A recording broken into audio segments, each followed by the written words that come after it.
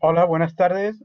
Comenzamos con el tema siguiente en la asignatura Filosofía de la Ciencia, que es el tema ¿qué es la ciencia? El problema de la demarcación. Lo que voy a exponer en este tema son los diferentes criterios de demarcación que se han formulado, bueno, los principales, claro está, no todos, que se han formulado por parte de los filósofos de la ciencia para distinguir en lo que es la ciencia y lo que no es la ciencia. Y cuando hablamos de lo que no es la ciencia, eh, eh, queremos incluir ahí disciplinas que no son científicas, pero que tampoco pretenden serlo, como por ejemplo la propia filosofía, pero sobre todo incluimos disciplinas o teorías que pretenden ser científicas sin serlo realmente. Y a este tipo de disciplinas o de teorías las llamamos pseudocientíficas. Se llaman pseudocientíficas porque no serían ciencias auténticas, sino que serían falsas ciencias. Eh, Estas son las que más han preocupado a los filósofos de la ciencia porque son las que plantean realmente un problema desde el punto de vista social, desde el punto de vista económico e incluso desde el punto de vista de la salud, porque además significan un fraude. De manera que, eh, como vamos a ver, aunque sobre todo en el positivismo lógico había una pretensión de separar a la ciencia de la filosofía, particularmente de la metafísica, a partir de Popper, digamos que el objetivo a demarcar de la ciencia son las pseudociencias. ¿De acuerdo? Bueno, pues en esta primera diapositiva os pongo una lista de diferentes disciplinas, ni siquiera rango de tales, que se han considerado como pseudociencias por parte de algún filósofo de la ciencia. Unas son más discutibles que otras, particularmente si miráis abajo, la última, he puesto ciencias sociales y le he puesto interrogaciones, porque no son muchos los filósofos de la ciencia que hayan acusado a todas las ciencias sociales, así en general, de ser pseudociencias, ni mucho menos, ni mucho menos. Aunque hay algunos que consideran que algunas ciencias sociales al menos sí que se podrían considerar como pseudociencias. Yo creo que esta es una posición muy radical, yo desde luego no la mantengo. Una cosa es que sean ciencias con un menor grado de rigor y de desarrollo que las ciencias más maduras, como la física y la química, y otra cosa es que las podamos llamar pseudociencias.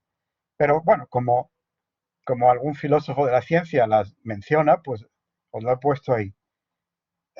Y luego en la parte superior tenéis dos disciplinas sobre las que se ha discutido si son pseudociencias o no. Las pongo ahí porque para Popper eran el ejemplo fundamental de pseudociencia, pero el propio Popper tuvo que retractarse en algunas de sus tesis iniciales porque no está tan claro en qué medida se puedan considerar o no como pseudociencias. Por ejemplo, el psicoanálisis, hasta donde yo sé, en la actualidad no pretende ser una ciencia.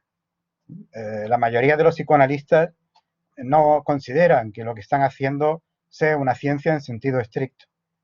Consideran que es una forma de enfocar los problemas mentales más cercana a las humanidades probablemente que a las ciencias empíricas y en ese sentido pues no tienen ningún problema en aceptar que no son una disciplina científica. En tal caso no puede ser considerado como pseudociencias porque admiten claramente que no son una ciencia.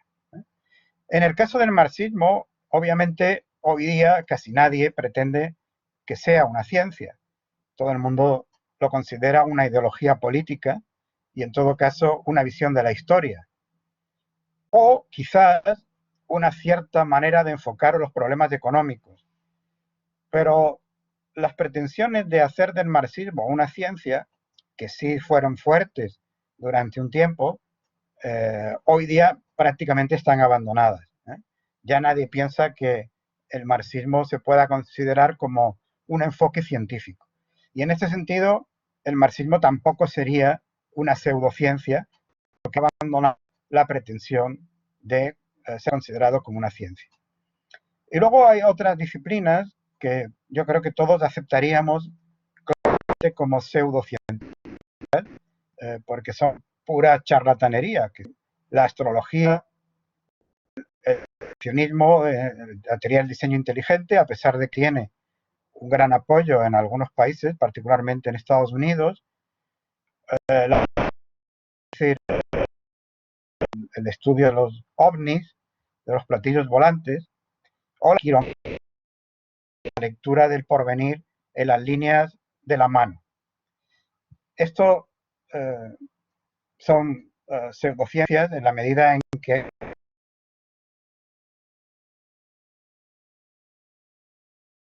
considerarlas como ciencias y obviamente aceptables como tales.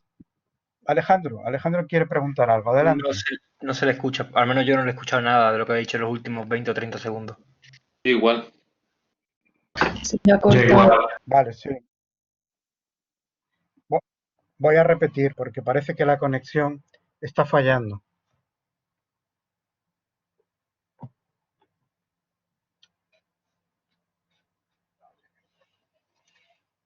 Un momento.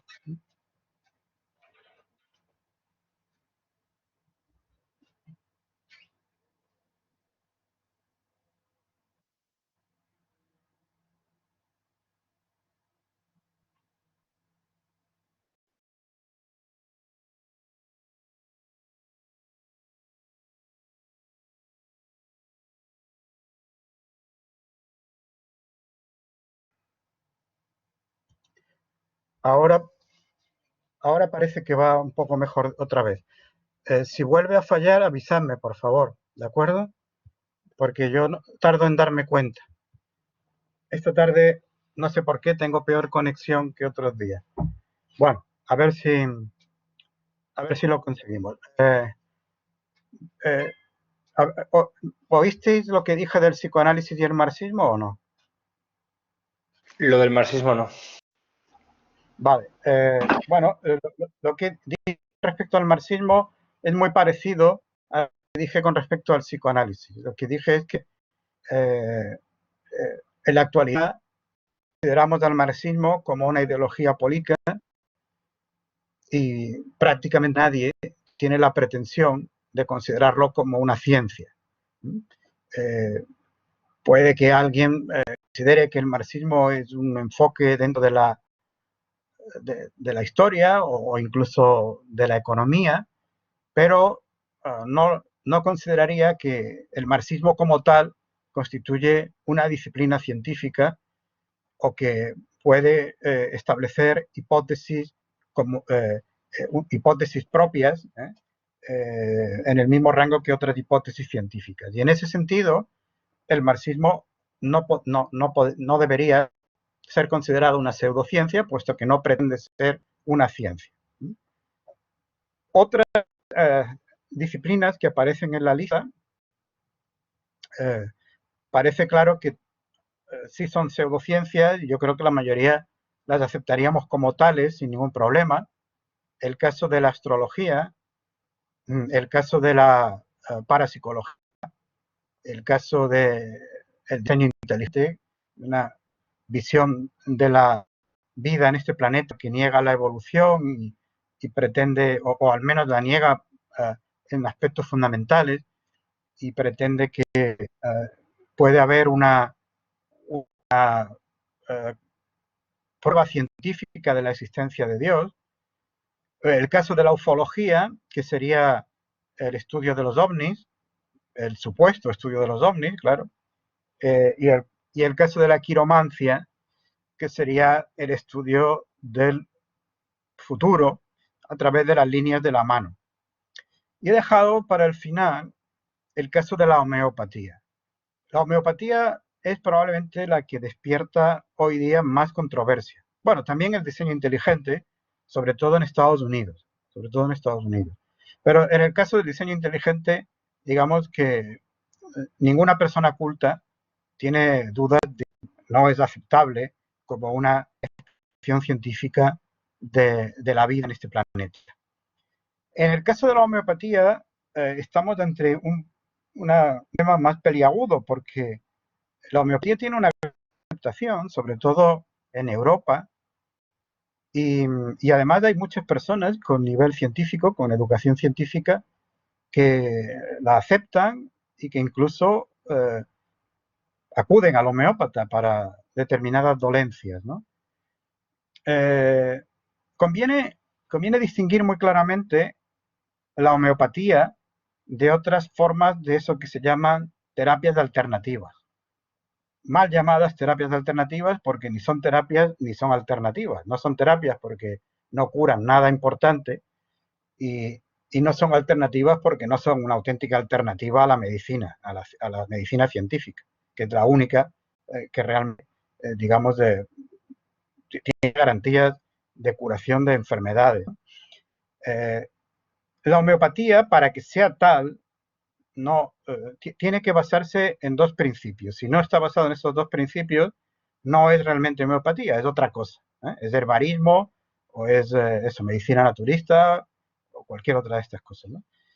Esos dos principios son: lo semejante se cura con lo semejante, es decir, la idea de que el principio activo de cualquier producto homeopático tiene que producir síntomas similares a los que produce la enfermedad que va a curar. Por ejemplo, si va a curar la gripe, pues tiene que producir síntomas parecidos a la gripe, como por ejemplo inflamación, calor, etc., ¿no?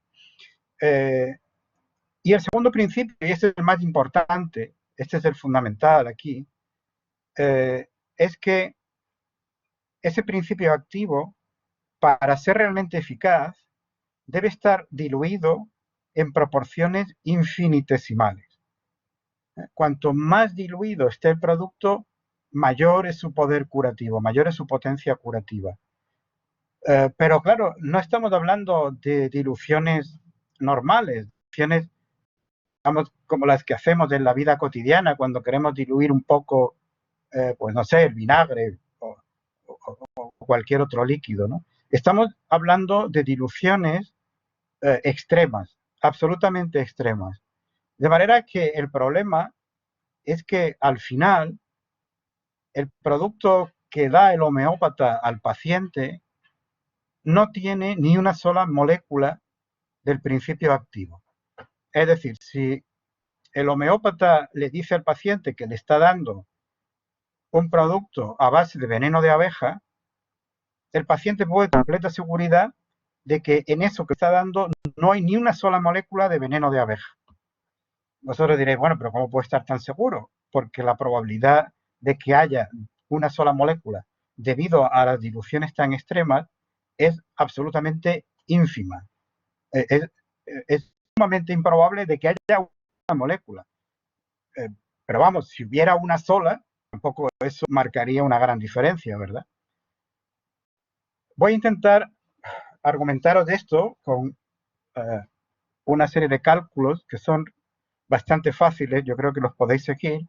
Si alguien no los sigue bien, que me interrumpa y lo aclaro un poco más, para mostraros que efectivamente es así, que si cualquier producto homeopático que os den o que compréis no puede contener nada de lo que dice el prospecto, que es el principio activo. Es decir, lo que realmente se supone un producto. Fijaos que evito siempre llamarle medicamento, porque en realidad no es un medicamento. Luego aclararé esto de por qué no es un medicamento.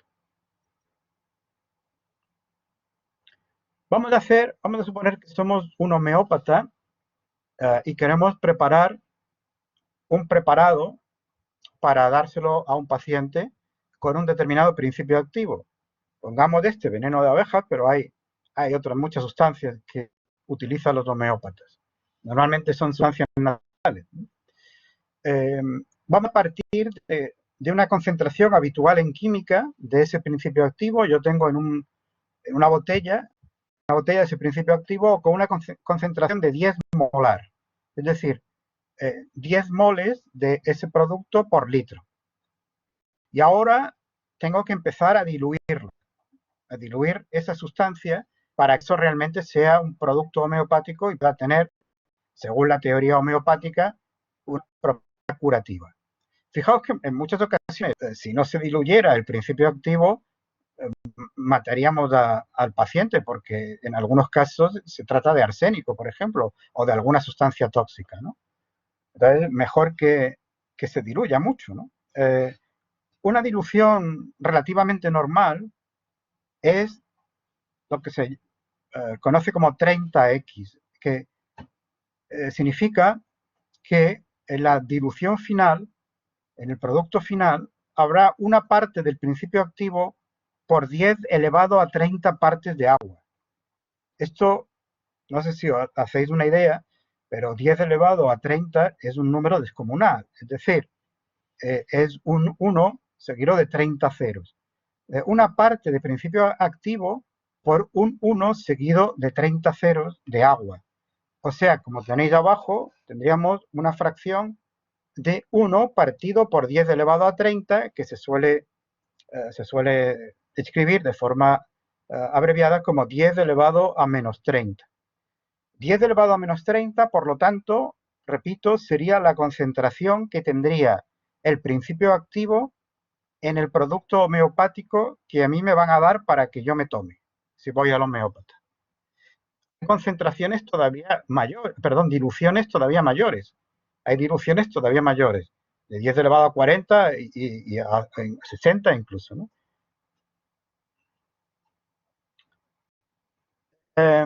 Una concentración así,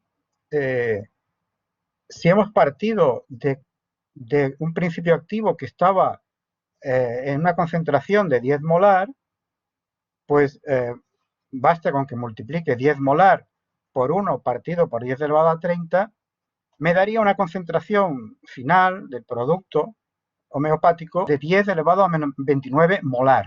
Es decir, 10 elevado a menos 29 moles del principio activo por litro de solución final, por litro de producto final. Pero, bueno, todos conocemos de nuestros estudios de bachillerato cuántas moléculas hay en un mol. Es lo que nos dice el número de Avogadro, el número de moléculas por mol. Si recordáis, ese valor es aproximadamente de 6 por 10 elevado a 23. Por lo tanto, yo puedo averiguar cuántas moléculas del principio activo, cuántas moléculas, digamos, de veneno de abeja hay en el bote que me han dado, o en la pastilla que me han dado para que me la tome. Lo que hago es multiplicar la concentración molar de ese producto, 10 elevado a menos 29, por el número de Avogadro, por 6 por 10 elevado a 23. Y el resultado final es de 6 por 10 elevado a menos 6 moléculas de principio activo por litro de solución final. Es decir, que en un litro, si me dieran un litro, siempre dan menos, claro, de un litro, pero si me dieran una botella de un litro del producto homeopático, solo podría encontrar 6 moléculas de ese producto, de ese principio activo, por cada millón de litros de agua. Por cada millón de litros de agua. Es decir, que para estar seguro de que encontraría una sola molécula del principio activo, me tendría que dar no una botella de un litro, me tendrían que dar una piscina olímpica. Una piscina olímpica. Y en una piscina olímpica tendría probablemente una molécula o quizás dos del principio activo. Bueno, esto es algo que sabe todo el mundo, que conoce un poco de química y conoce un poco de lo que es la homeopatía. Y por supuesto lo saben perfectamente los homeópatas. Muchos de ellos son médicos, tienen formación científica. ¿Cuál es la explicación de por qué cura, sin embargo, ese producto que están dando? A sabiendas de que con toda probabilidad no contiene ni una sola molécula del principio activo. La explicación que ellos dan es que esto se basa en el hecho de que el agua tiene memoria. Es decir, que aunque no haya ni una sola molécula de ese principio activo, ese agua ha sido el resultado de una serie de diluciones del principio activo, ha estado en algún momento en contacto con las moléculas del principio activo. Y al estar en contacto con las moléculas del principio activo, guarda memoria de algún tipo de las propiedades de ese principio activo. Y por eso cura. Cura sin necesidad de que haya ninguna molécula del principio activo, sino que cura únicamente con la información que ha guardado de él. Claro, esto es una idea que no tiene ninguna base científica, absolutamente ninguna. Fijaos que significaría algo así como que lo que cura realmente en un producto homeopático es la información. Una información que supuestamente guarda el agua de las moléculas con las que ha estado en contacto. Se publicó un artículo hace muchos años en una revista de prestigio en favor de esta idea, pero la revista lo tuvo que retirar rápidamente porque no tenía ninguna base científica, ninguna. Es decir, era un artículo completamente lleno de errores y de datos falsos, ¿no?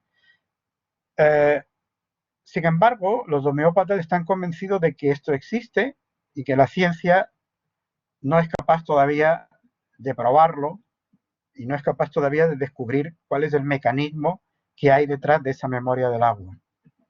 Pero claro,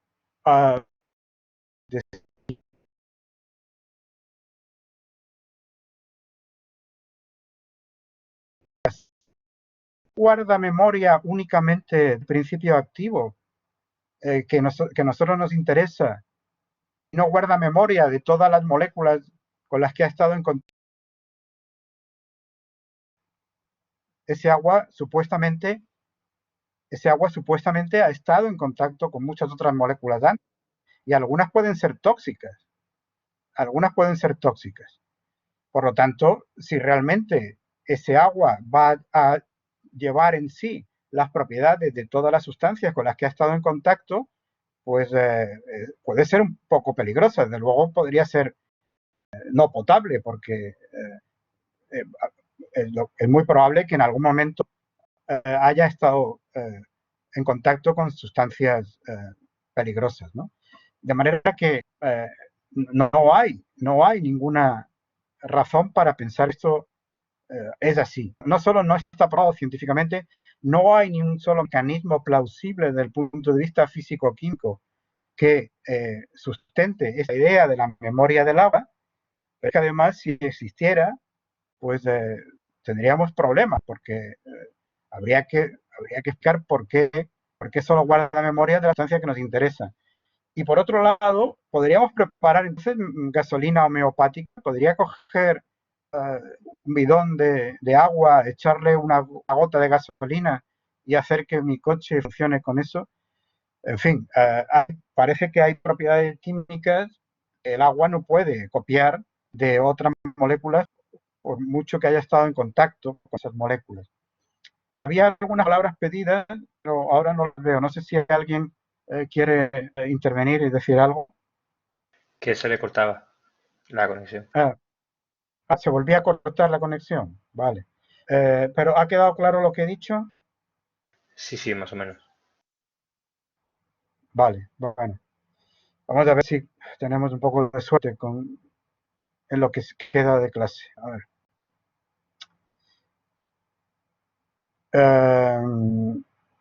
Bueno, lo de la memoria del agua, entonces sí ha quedado claro, se ha oído bien esa parte, lo he explicado, porque la hipótesis de la memoria del agua no es aceptable. Sí, se ha entendido. Sí, Vale, se ha escuchado. muy bien. Fijaos, por ejemplo, cómo los productos homeopáticos tienen que admitir que eso es lo que ocurre realmente eh, con respecto a la concentración del principio activo. Un producto homeopático que se vende muy a menudo es el oscilococcinum, que es un medicamento que se vende sobre todo para el tratamiento o la prevención de la gripe, y se vende en pastillas de 1 gramo. En el prospecto, porque por ley tienen que ponerlo, dan la composición química. Y lo que dice el prospecto es el siguiente.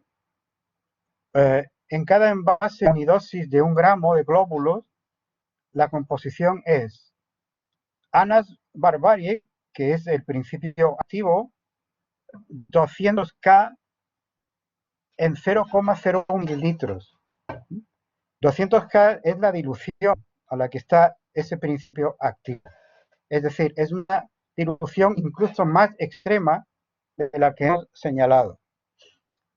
Y los demás componentes, por cada envase unidosis, serían, es decir, por cada pastilla de 1 gramo, serían 0,85 gramos de sacarosa y 0,15 de lactosa.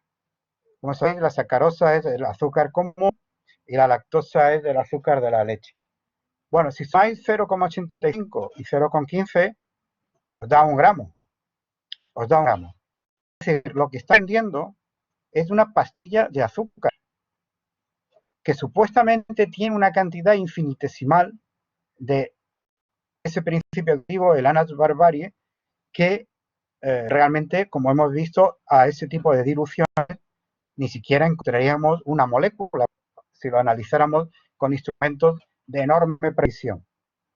Pero es que además este principio activo se supone que está basado en una bacteria que no existe, que es el oscilococo, que supuestamente, bueno, fue descubierta, entre comillas, a principios del siglo XX, y se creía que era la causante de algunas enfermedades como el eczema, el reumatismo, la tuberculosis, paperas, etcétera, etcétera.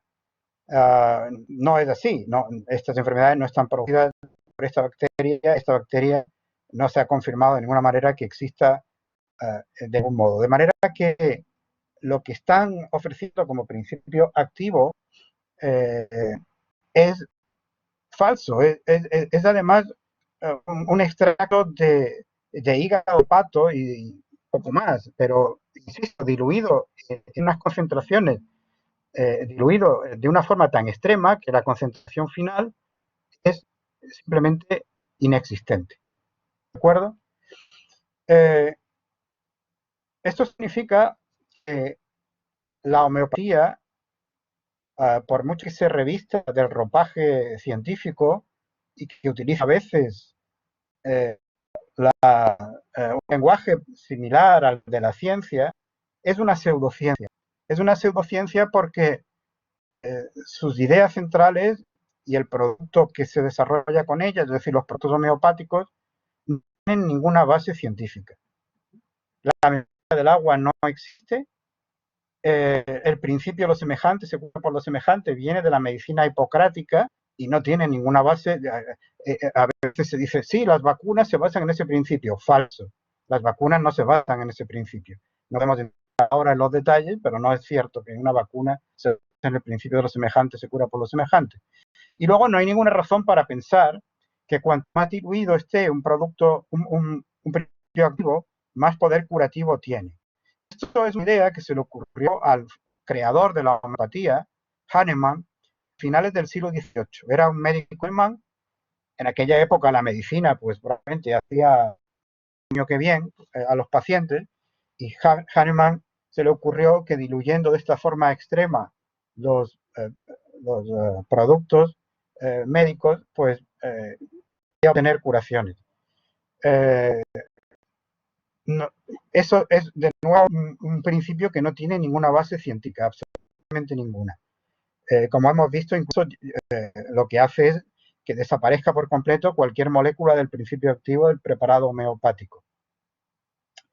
Se suele decir, es que la homeopatía no hace ningún daño. Es que no se conocen casos de intoxicaciones por productos homeopáticos. Es cierto, claro, si lo que están dando es agua o azúcar, pues lo normal, a no ser que uno tenga una diabetes fuerte, ¿verdad?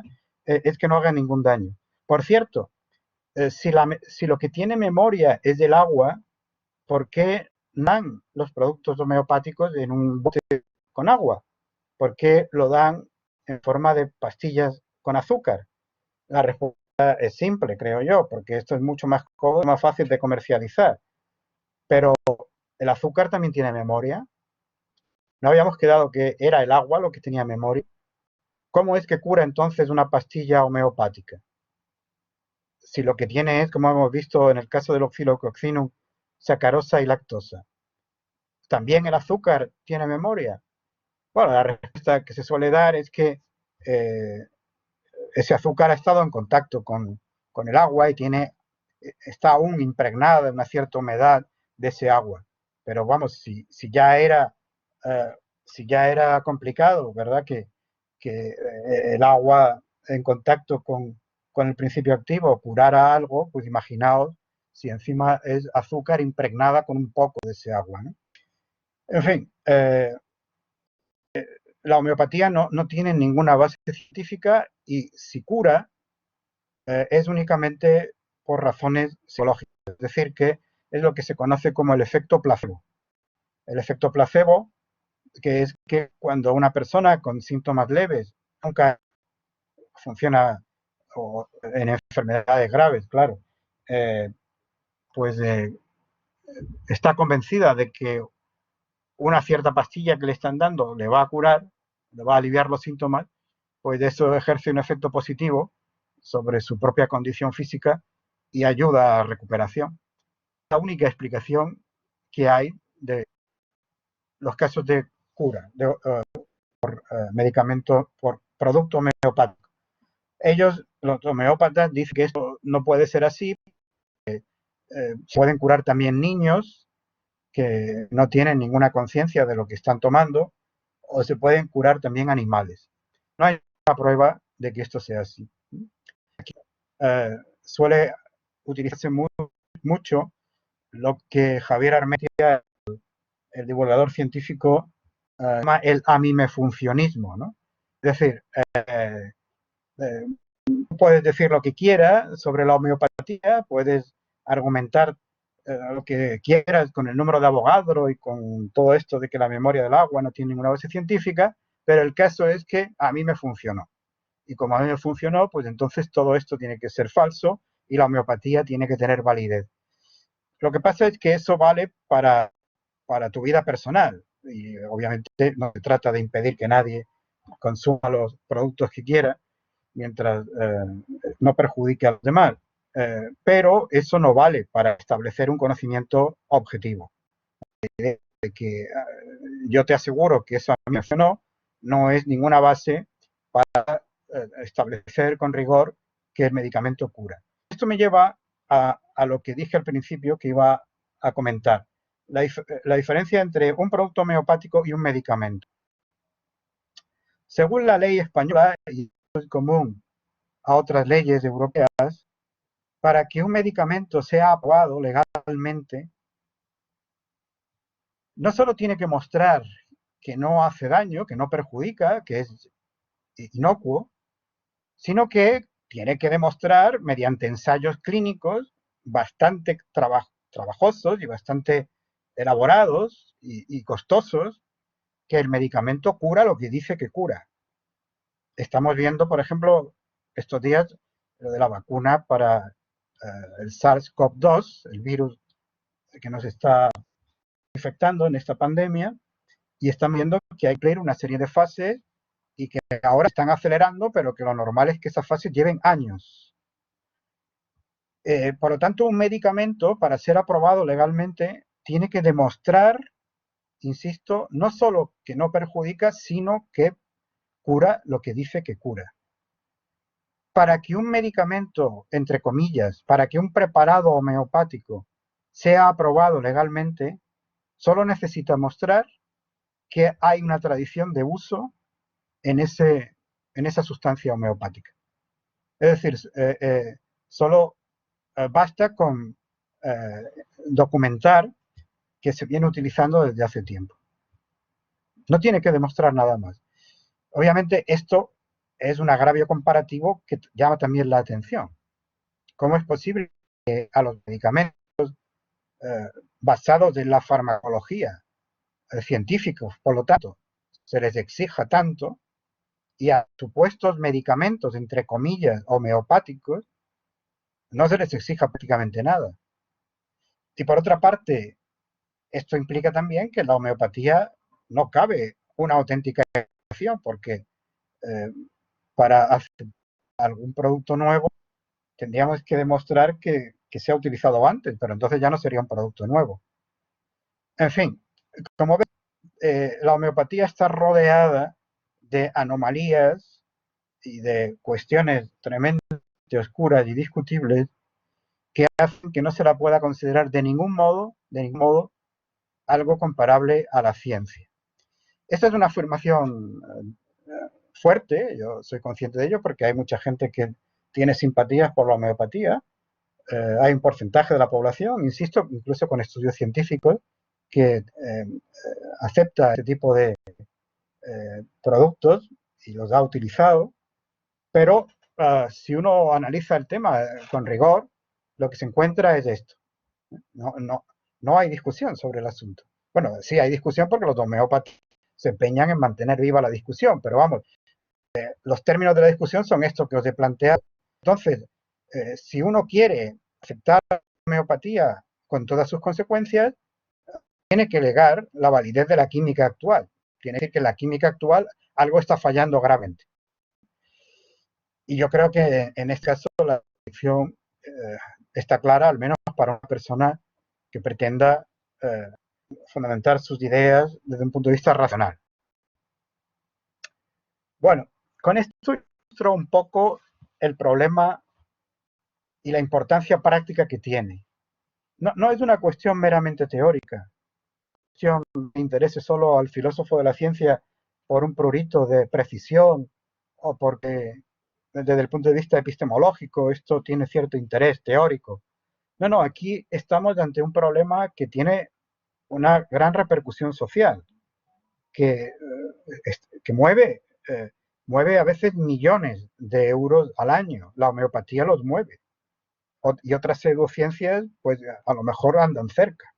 Pero sobre todo en el caso de la homeopatía, hay multinacionales homeopáticas. Muchas veces se dice, bueno, es que, claro, la homeopatía es esa medicina que un poco artesanal, que trata con mucha atención y respeto, mientras que la medicina científica pues está movida por intereses comerciales y las grandes compañías farmacéuticas no tienen ningún cuidado por realmente la salud de las personas, sino que lo único que les interesa son los beneficios, etc. Bueno, la homeopatía también tiene sus multinacionales, tiene sus multinacionales y la mayor parte de los productos homeopáticos que se encuentran en las farmacias provienen de estas multinacionales y mueven millones de euros al año en Europa, sobre todo en Francia y en Alemania. Y en algunos países ha estado incluso pagada por la seguridad social.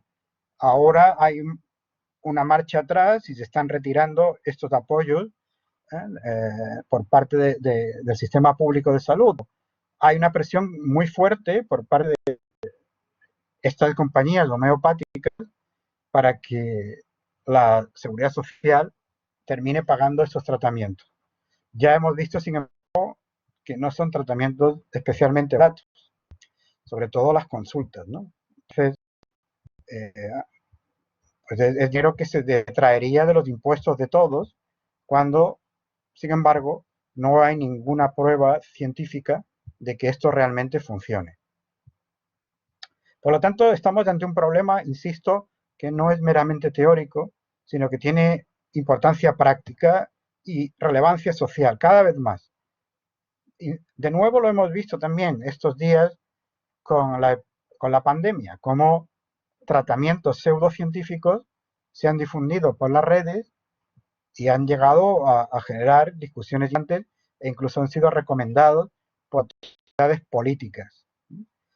Eso obviamente es un peligro y esas actitudes anticientíficas y pseudocientíficas pues pueden contribuir a que la ciencia pierda realmente influencia e incluso pueden llevar a las personas.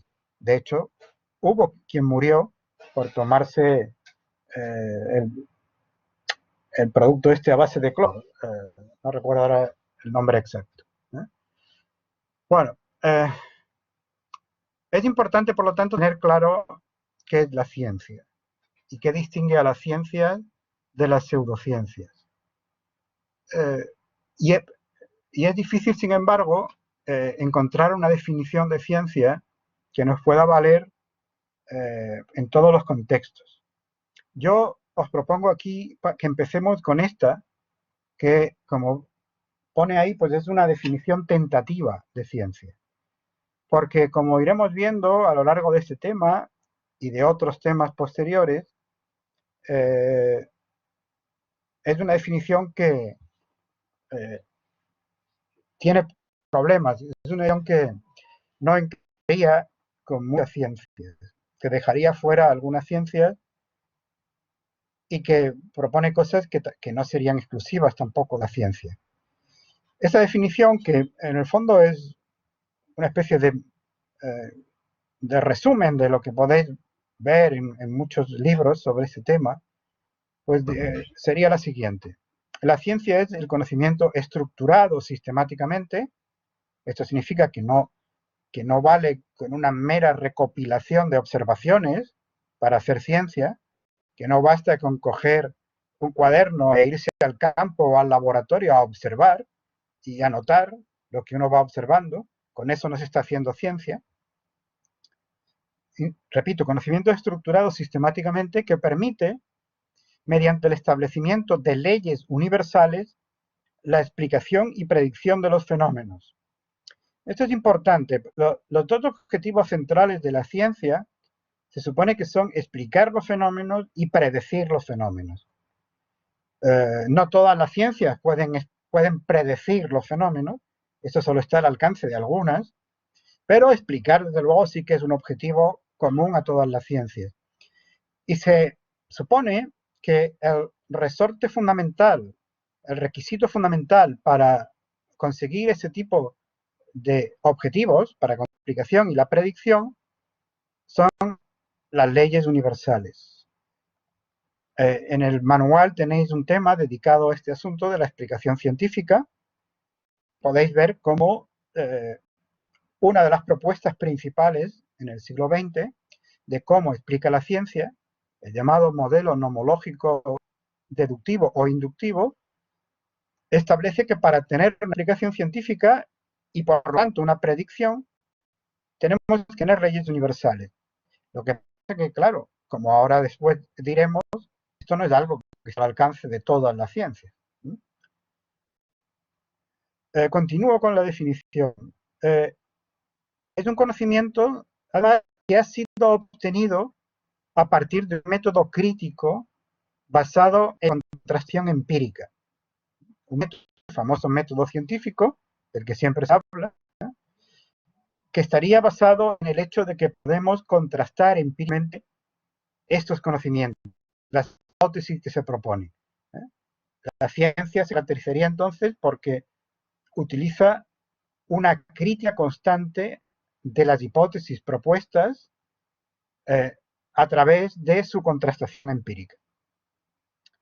Este método científico garantiza la objetividad y la autocorrección de la ciencia, y en él descansa el amplio acuerdo que puede encontrarse entre los científicos acerca de cuestiones fundamentales, posibilitando un rápido progreso en los conocimientos. Es decir, el método científico hace que la ciencia detecte rápidamente los errores y los corrija. Además, elimina la subjetividad, con lo cual tenemos un conocimiento objetivo, donde los elementos singulares de los científicos que han propuesto una hipótesis o que ofrecen unos datos son eliminados.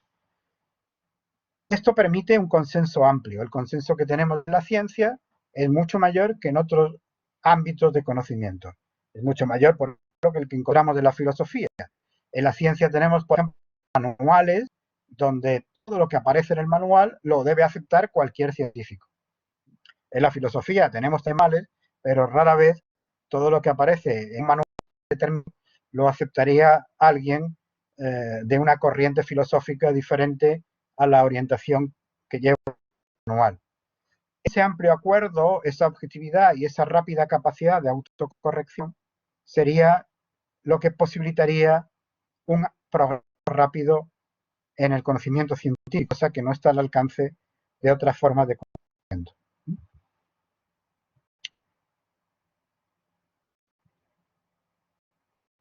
Pero, como os decía, esto tiene algunos problemas que seguirán viendo con más nitidez en las próximas clases. Para empezar, hay una gran diversidad de ciencias. No todas las ciencias son iguales. Hay ciencias donde esta definición encajaría muy bien. Pensemos en la física. Probablemente esta definición está aplicada particularmente para la física, pero otras ciencias igualmente legítimas, de igualmente respetables, de igualmente rigurosas, que tendrían problemas para encajar en esta definición. Por ejemplo, en la biología es dudoso que tengamos leyes universales como recurso para la explicación y predicción de los fenómenos. En biología más bien se utilizan modelos que pretenden ser universales, que son parciales, que son particulares y que además pues no se parecen necesariamente a la ley. Y en otras ciencias a veces ni siquiera eso. Y la capacidad de predicción, como os decía antes, pues es limitada en algunos casos. La teoría de evolución es una teoría perfectamente científica, pero su capacidad predictiva es muy, muy limitada, por ejemplo, ¿no? En segundo lugar, hemos presupuesto que hay un método, único método científico, que es igual para todas las ciencias. Pero esto es algo que en filosofía de la ciencia se ha cuestionado repetidas veces y que hoy día muy pocos filósofos de la ciencia aceptarían sin matices. Obviamente, si uno va a los capítulos introductorios de un manual de ciencias, de un manual de física o de un manual de química o de un manual de biología, puede encontrar con una caracterización del método científico que suele siempre acudir a los mismos tópicos, ¿no? La ciencia comienza elaborando hipótesis para resolver un problema o haciendo observaciones acerca de qué situaciones son interesantes y problemáticas, elaborando después hipótesis. De estas hipótesis se obtienen predicciones o se obtienen consecuencias que son sometidas a experimento o a observación para ver si se cumplen o no, y en el caso de que se cumplan, mantenemos la hipótesis y cuanto más veces se cumpla, más apoyo tiene esa hipótesis y más probabilidad hay de que sea correcta, mientras que si encontramos que las predicciones a partir de esa hipótesis fallan con respecto a los experimentos, pues entonces abandonamos la hipótesis y hay que proponer otra. Bueno, dicho así, pues sí, se puede considerar que esto es una caracterización bastante genérica de lo que suelen hacer los científicos, pero en primer lugar, ni siempre actúan de este modo, ni además esto es un método en el sentido estricto de la palabra, porque no le sirve a nadie para hacer nada. Si le damos un papel con estos pasos a un investigador que se enfrenta por primera vez a un método científico, no le va a servir de nada esa receta que le damos, ¿no? Con el supuesto método científico. Y además, de una forma tan genérica y tan vaga, es algo que también se puede encontrar fuera de la ciencia. También fuera de la ciencia tenemos problemas sobre los que elaboramos hipótesis y sometemos a contrastación empírica esas hipótesis y si se mantienen de acuerdo con la experiencia, pues consideramos que la hipótesis es válida, mientras que si chocan con la experiencia, pues la desechamos y elaboramos otras hipótesis. Alguien dirá, bueno, pero en la ciencia se hace esto con mucho más rigor y se hace con una cuantificación de los resultados y se hace con controles experimentales muy rigurosos. Sí, es verdad, todo es cierto, pero entonces la diferencia no estaría en el método, la diferencia estaría en el rigor con el que se aplica ese método, ¿no? Este es un problema complejo y lo veremos cuando hablemos de Paul Feyerabend, que es el primero que cuestiona de una forma clara la idea de que existe un método de la ciencia, un único método que es la garantía de todo el conocimiento científico. En tercer lugar, en la ciencia no solo encontramos teorías que van cambiando con el tiempo, también encontramos cambios en los propios métodos que emplean los científicos. De manera que si por alguna razón consiguiéramos en alguna ciencia elaborar una serie de puntos que fueran considerados, que pudieran ser considerados como el método científico en esa disciplina, es muy posible que no haya sido siempre el método científico de esa manera y que a lo mejor en el futuro tampoco se mantenga igual. En cuarto lugar, es verdad que en la ciencia hay un gran consenso en cuestiones fundamentales, un consenso que no encontramos fuera de la ciencia en ningún otro ámbito de conocimiento. Ningún científico duda de la formulación de Newton de la ley de la gravedad, de las ecuaciones de la teoría cuántica, de la mecánica cuántica. Eso es lo que va al manual, aquello que todo científico acepta, que considera válido, aunque sea en un contexto determinado. Por ejemplo, en el caso de la ley de la gravedad de Newton, valdría pues en un contexto de velocidades pequeñas y de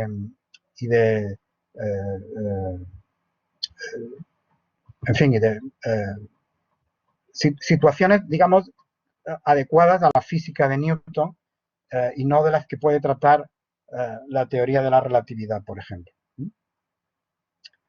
La explicación que da la teoría de la relatividad de la gravedad, como habéis podido comprobar en los vídeos que os dejé en el campo virtual, es diferente. Es diferente e introduce algunas modificaciones en su explicación.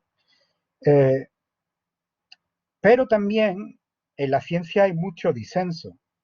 Esto es algo que ha sorprendido estos días, de nuevo, con la pandemia, a mucha gente.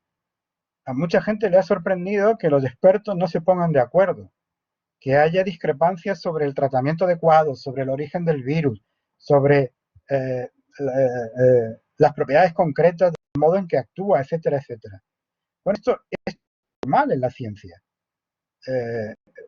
Cuando se está en un campo de investigación, digamos, de vanguardia, en un campo donde la investigación todavía está comenzando o no está asentada, es normal que haya equipos rivales de investigación defendiendo posiciones diferentes, de hipótesis diferentes.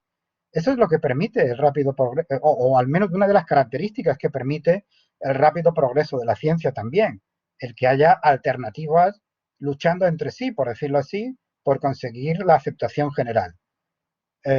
Ese disenso no es señal de que la ciencia está fallando.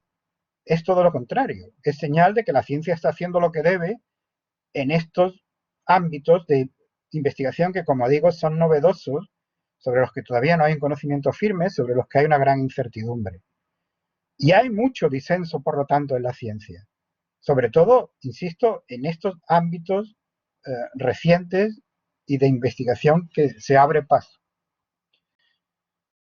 Y finalmente, lo de la actitud crítica o la actitud dogmática, es verdad que en la ciencia se fomenta la actitud crítica, pero también puede haber ocasiones en que triunfa la actitud dogmática. Hay veces en que, aunque no se quiere reconocer, el argumento de autoridad pesa de la ciencia.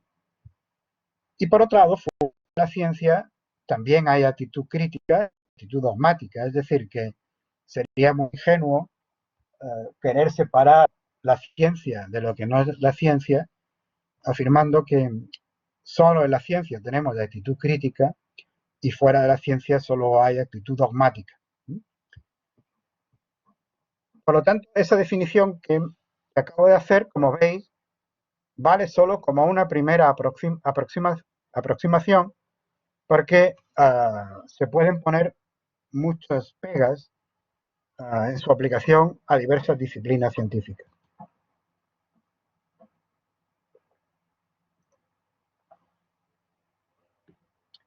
Bueno, y con esto pasamos a ver ya los criterios de demarcación. Y vamos a empezar con los criterios que propusieron los neopositivistas, los criterios que surgieron en el Círculo de Viena. El primero de ellos fue la verificabilidad. La verificabilidad como criterio de demarcación. Bueno, recordaréis de la clase anterior que para el positivismo lógico, los enunciados con sentido, con significado, los enunciados que realmente dicen algo, se pueden clasificar en dos clases excluyentes. Por un lado, los enunciados lógico-formales o analíticos, y por otro lado, los enunciados sintéticos verificables. Estamos hablando de los que tienen sentido, de los que tienen significado. Un enunciado lógico-formal o analítico es un enunciado cuyo valor veritativo, es decir, cuyo valor de verdad o falsedad, se puede determinar exclusivamente mediante el análisis del significado de los términos que lo componen. No hay que acudir a la experiencia para saber si lo que dice ese enunciado es verdadero o falso. Lo sabemos únicamente entendiendo lo que dice el enunciado. La negación de un enunciado analítico sería una contradicción. Son enunciados que encontramos en la lógica y en las matemáticas y que encontramos también en el lenguaje ordinario. Por ejemplo, las leyes de la lógica, las tautologías lógicas, son enunciados analíticos o lógicos formales. Si yo digo, por ejemplo, P implica P, esto es un enunciado analítico, no tengo que acudir a la experiencia para saber que dice una verdad. Si yo digo, por ejemplo, P o no P, pues lo mismo. Imaginad que alguien dice, bueno, Juan es alto o no es alto. P o no P. Esto es una verdad lógico-formal, no es una verdad empírica. Nadie tiene que conocer a Juan para saber que es verdad que Juan es alto o no es alto. Sencillamente sabemos que eso es verdadero porque o es una cosa o es la otra, no puede ser otra cosa distinta. En el lenguaje cotidiano podemos formular también enunciados analíticos, que no son estrictamente leyes lógicas, pero su verdad, digamos que es a priori, es una verdad independiente de la experiencia. Si yo digo, por ejemplo, ningún soltero está casado, ese es un enunciado analítico. No tengo que hacer ningún estudio sociológico para saber que es verdadero, que ningún soltero está casado. Sencillamente tengo que entender el significado de la palabra soltero y de la palabra casado, solo eso. Esos enunciados, por lo tanto, son significativos, pero fijaos que como acabo de explicar, no tienen ninguna información que dar sobre la realidad. No hablan sobre el mundo. Son los enunciados propios de las ciencias formales, la lógica y las matemáticas. El segundo tipo de enunciados con sentido serían los enunciados verificables. También hablamos algo de esto en la clase anterior. Serían enunciados que no pueden ser determinados analíticamente, es decir, su valor veritativo no se puede establecer únicamente a partir del significado de los términos, pero son susceptibles de ser verificados completamente por medio de la experiencia. Es decir, la experiencia permite establecer con firmeza que ese enunciado es verdadero o falso. Si yo digo, por ejemplo, en la Facultad de Filosofía de la Universidad de Málaga hay un aulario o hay un aula que lleva el número 21. pues no tengo más que ir a la Facultad de Filosofía de la Universidad de Málaga y ver si efectivamente alguna de las aulas tiene en la puerta el número 21 y ya está. Y si es así, el enunciado es verdadero, y si no es así, el enunciado es falso.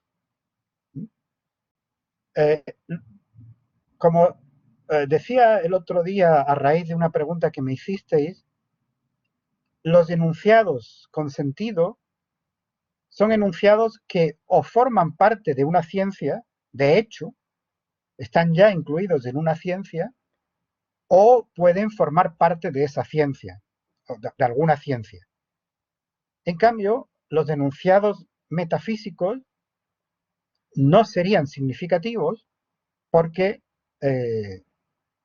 no son ni enunciados lógicos formales o analíticos y no son tampoco enunciados sintéticos verificables. Serían enunciados sintéticos no verificables y por lo tanto no tendrían significado y por lo tanto no pueden formar parte de la ciencia. Y aquí tendríamos por lo tanto, un criterio de demarcación que al mismo tiempo es un criterio de significado, ¿de acuerdo? Esto es peculiar de los criterios positivistas, de los criterios del neopositivismo.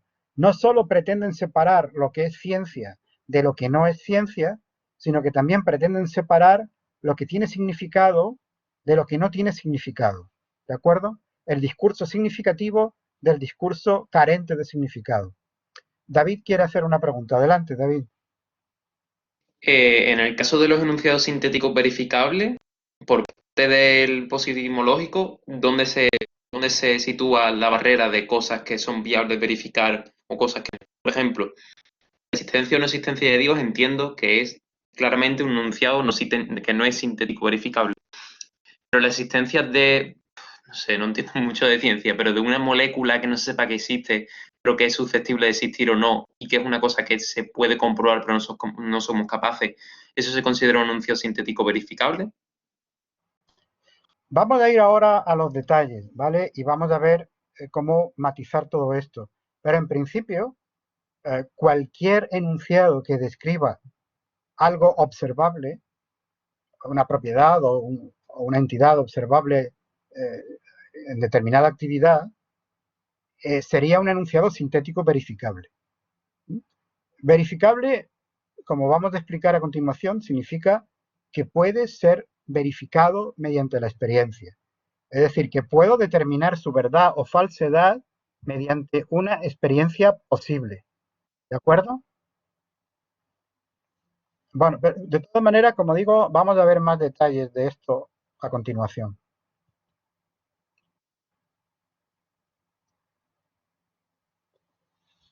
Hoy me piden que terminemos la clase un poco antes que el otro día para que tengáis un descanso entre clase y clase. Yo lo veo razonable porque yo también necesitaré un poco de descanso antes de la siguiente clase, entonces terminaremos unos minutos antes. Vamos a precisar entonces un poco más de este criterio. El criterio neopositivista de la verificabilidad lo que establece entonces, el criterio de demarcación de la verificabilidad, lo que establece entonces es que los enunciados científicos o significativos, fijaos que los identifica, cualquier enunciado con significado potencialmente podría pertenecer a una ciencia, o pertenece de hecho a una ciencia, y a su vez cualquier enunciado científico es significativo por definición. Los enunciados científicos o significativos son aquellos para los cuales puede describirse una prueba observacional tal que de alcanzarse realmente establecería de modo concluyente la verdad o falsedad de los mismos. Fijaos, se trata de la posibilidad de describir una prueba observacional, no de la posibilidad de realizarla de facto, al menos en un momento determinado del tiempo, sino la posibilidad de describir cómo podría verificar ese enunciado, cómo podría establecer concluyentemente la verdad o falsedad de ese enunciado. En el ejemplo que puse antes, en la Facultad de Filosofía de la Universidad de Málaga hay un aula que lleva el número 21, el método para establecer su verdad o falsedad lo he descrito. Hay que ir a la Facultad de Filosofía de la Universidad de Málaga, buscándola en el mapa, si alguien no sabe dónde está, y una vez allí, como es un espacio acotado, pues ver si hay un aula que lleve el número 21. Y ya está, he descrito la prueba que me permitiría establecer esto de forma concluyente, que ese enunciado es verdadero. Supongo que sabéis verdadero porque vosotros habéis dado clase en ese aula, por eso he mencionado este número, ¿no? Dicho de otra manera, y esta vez en una formulación un poco más rigurosa, un enunciado E tiene significado empírico o literal si y solo si es posible encontrar un conjunto finito y consistente de enunciados observacionales o sub 1, o sub 2, o sub 3, o sub n, tales que si son verdaderos estos enunciados observacionales, entonces E es necesariamente verdadero. Es decir, para que yo pueda considerar a un enunciado E como un enunciado científico, y por lo tanto como un enunciado significativo, debo ser capaz de encontrar una serie de enunciados que describen observaciones, una serie finita y consistente, es decir, una serie limitada, y que no haya contradicción entre ellos, de enunciados que describen observaciones, tales que si esos enunciados son verdaderos, entonces de ahí se sigue necesariamente que el enunciado también es verdadero. Las raíces de este criterio estarían en la filosofía positivista de Augusto Comte y también, como veíamos en una clase anterior, en el Tractatus de Wittgenstein. Bueno, este es el criterio que como fue formulado, y os leo un texto de Moritz Schlick, y con esto terminamos, donde él presenta este enunciado, este criterio. Es la forma en que podéis encontrar en muchos libros que ha formulado este criterio. Dice así Schlick: es imposible entender el significado de una proposición, entender proposición aquí como sinónimo de enunciado, ¿de acuerdo? Vamos a entenderlo como sinónimo. Es imposible entender el significado de una proposición sin saber al mismo tiempo en qué sería diferente el mundo si la proposición fuera falsa. ¿En qué cambiaría el mundo si la proposición, en lugar de ser verdadera, fuera falsa? Sabemos, por ejemplo, antes uno de vosotros ha puesto el ejemplo de Dios existe. ¿Sabremos cómo cambiaría el mundo desde el punto de vista observacional si fuera verdadero Dios existe o si fuera falso Dios existe? Si no es así, no es un enunciado aceptable desde el punto de vista científico. Tenemos que ver qué circunstancias han de darse en el mundo para poder afirmar legítimamente la proposición. Si sabemos eso, conocemos entonces el significado de la proposición. También puede expresarse esto diciendo que el significado de una proposición es el modo o método de su verificación. Esta es la frase que encontraréis citada muy a menudo. El significado de una proposición es el modo o método de su verificación. Para entender su significado, hemos de ver cómo se verifica la proposición y cómo se falsa. Si queremos saber lo que una proposición significa y dar así su significado, la reformulamos de modo que sea reemplazada por otra proposición que represente algo directamente contrastable. Muy bien.